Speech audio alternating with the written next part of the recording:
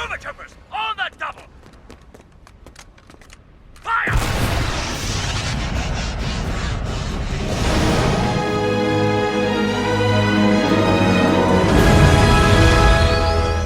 Hi, this is Todd from the Scoundrels Cantina, and welcome to another episode of A Star Wars Story. In this video, I'll be telling you the story of Jar Binks, who is most notably seen in Star Wars Episode 1, The Phantom Menace, and also had other numerous appearances. Now we're doing this video because, after all, Jar Jar is the key to all this. As always, we're mixing the expanded universe and canon because we believe that there's no reason why most of it can't fit together. Anyway, let's begin. Jar Binks was a male Gungan who was born 52 years before the Battle of Yavin on the planet Naboo. He was born to George R. Binks and his wife in Otolla Gungan and raised to become a whaler as his ancestors had been for hundreds of years. However, Jar Jar was never able to become what his father wanted him to be due to his extreme chronic clumsiness. At some point, Jar Jar and his parents were stranded on an island thanks to his ability to hold on the wheel of a ship steadily. And after that, it is unknown what happened to his parents, but somehow Binks returned to Otolla Gungan. There, he was banished from all schools and hopped from job to job, but was fired before sunset, thanks to his clumsiness. He eventually met Ross Tarpals, who was the leader of a small band of young thieves. Unlike the other thieves, Tarpals treated Binks like a valued team member and a friend, but their band fell apart when Tarpals enlisted for the Gungan Grand Army. At some point, Boss Rugor Nas, the ruler of Otolla Gungan, arranged new employment for Binks at the request of now Captain Tarpals. After many accidents and jobs, some of which were successful, but most of them not, Boss Nas decided to banish Binks because he couldn't take him anymore. In 32 BBY, when the Trade Federation sent their invasion force to Naboo, Jar Jar's life was saved after Jedi Master Qui-Gon Jinn pushed him under one of the incoming droid troop transporters, after which Jar Jar swore a life debt to him. Binks aided Qui-Gon Jinn and his apprentice Obi-Wan Kenobi in their rescue of Naboo's queen Padme Amidala, and, with Amidala and the Jedi, traveled off-world to Tatooine and Coruscant before returning to liberate his planet from the Federation. Upon his return, Binks helped forge an alliance between the Gungans and the Naboo, ending years of mistrust. For his efforts, he was promoted to Bombard General and served in the Gungan Grand Army during the battle for Naboo. Jar Jar would later become the first Gungan to represent his people in the Galactic Senate, serving alongside Amidala when she became Senator of Naboo.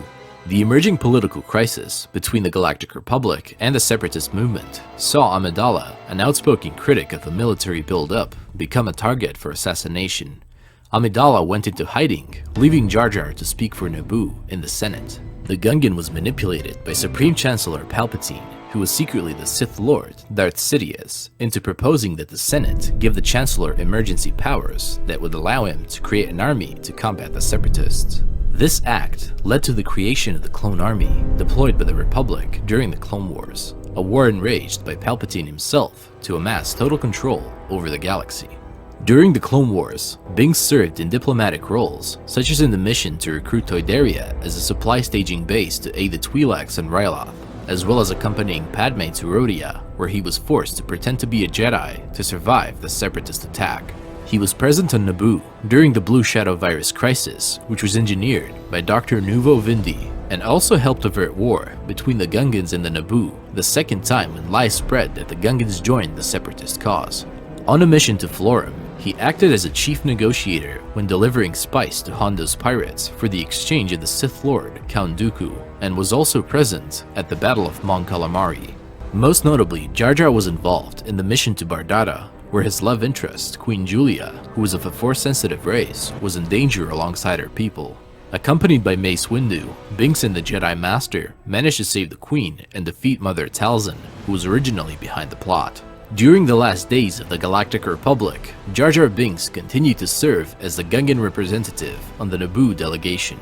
Following the death of his colleague and close friend, Senator Amidala, Binks was among the chief mourners attending her funeral, alongside with Boss Nas. After the formation of the New Order, Binks was considered an ally of the new Emperor and continued to serve as Senator of Naboo for 13 years until 6 BBY when he was replaced. This next part of the story is more of a speculation which was made by a fellow Star Wars YouTuber, Fact Free. The link will be in the description below for the original.